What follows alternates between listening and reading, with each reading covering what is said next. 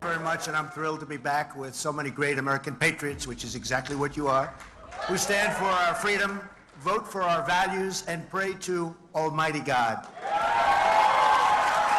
I want to thank a very good friend and one of the conservative movement's finest leader. He really is a leader in many ways. Tony Perkins, he's done a fantastic job. Thank you, Tony. Thank you. Let's also express our gratitude to the entire team at the Family Research Council for their 4 decades of outstanding work in defense of the American family and culture and God. And thanks as well to Representatives Jim Banks. By the way, Jim is running for the Senate, as you know, from a great place, Indiana. And he's essentially you have nobody. Do you have anybody running? Where's Jim? I think he's not got anybody even wants to take him on. He's going to get it without a fight. Can you imagine? Where is Jim? Thank you, Jim. Thank you, Jim.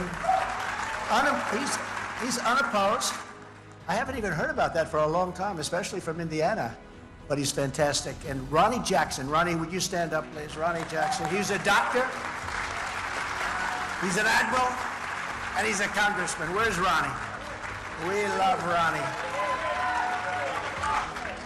Where is he? See? And he just, you didn't get a very good seat tonight. What's going on? He's fantastic. So he's like a highly respected in the military, an admiral. He was my White House doctor. He said, I'm the healthiest president in history. He said that if I didn't eat junk food so much, I would have lived 200 years. He was projected. But he was a great doctor and a great admiral, and now he's a great congressman from Texas, and he won his race by 49 points. That's pretty good. And we love Ronnie. Ronnie, thank you very much for being here. And a very special woman, and a very brilliant woman. She helped so much with everything I've done. I think most of you would hear, she's very shy. She doesn't like being on television or anything like that. She's a shy person. Kellyanne Conway. Where's Kellyanne? Where's Kellyanne? She's so incredible. Thank you, Kellyanne. She's a great woman, actually. We had an incredible campaign 2016. We had an incredible campaign in 2020. What the hell happened there?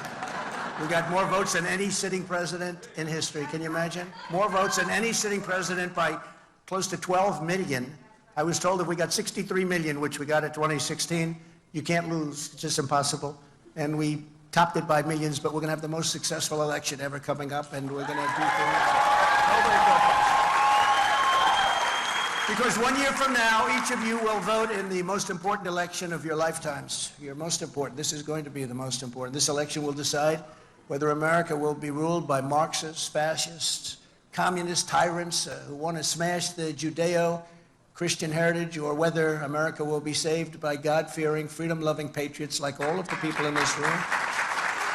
And if we stand together in this fight, we're going to defeat crooked Joe Biden if he runs. Is he going to make it to the starting gate? Every time I watch him do so badly, I say, oh, this is not good. No, I want him to do much better than he's doing, because I don't know if he's going to make it.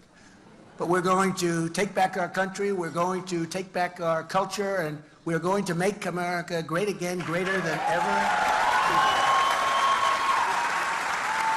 And I come here tonight bearing a very simple message. No president has ever fought for Christians as hard as I have, and I will keep on fighting for Christians as hard as I can for 4 more years in the White House, and we will do things that nobody has ever been able to do. Just think of what we already achieved with the help of many of the great people in this room. I know so many of you. We did more to uphold religious liberty than any administration in history, according to everybody. I fearlessly protected the religious freedoms of doctors, nurses, teachers, and faith groups like the Little Sisters of the Poor. I blocked the IRS from using the Johnson Amendment to interfere with pastors' freedom of speech. Very important. Very important. I stopped Barack Hussein Obama's hateful and bigoted assault on faith-based adoption and foster care services, and I restored your right to help those beautiful children find a loving family.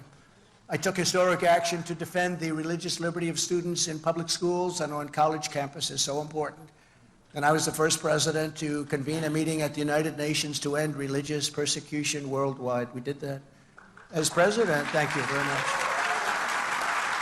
As president, I stood proudly with our friend and ally, the State of Israel.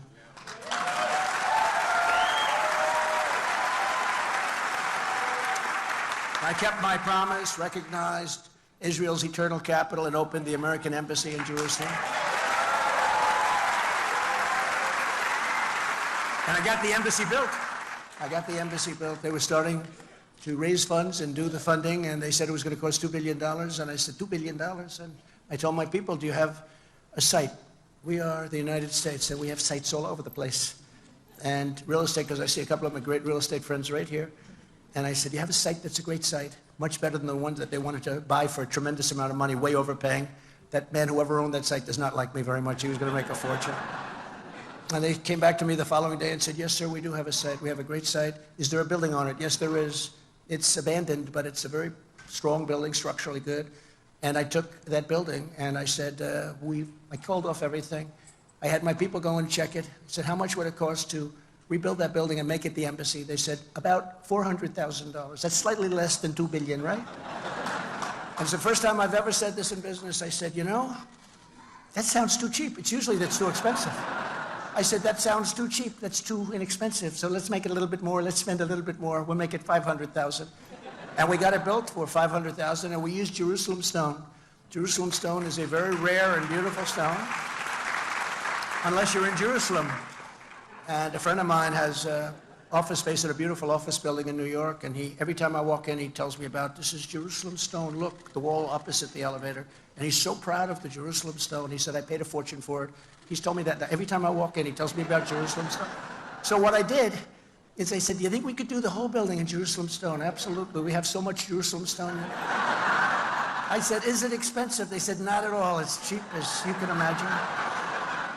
And we did it in Jerusalem stone, and it is a truly beautiful embassy, and there's no reason for them ever to do anything else because it's a beauty and it's the best location there is in Jerusalem, and it was a great honor. So we not only designated, we also got it built, and built many years ahead of schedule. So it was, and we saved approximately $2 billion, so that was okay.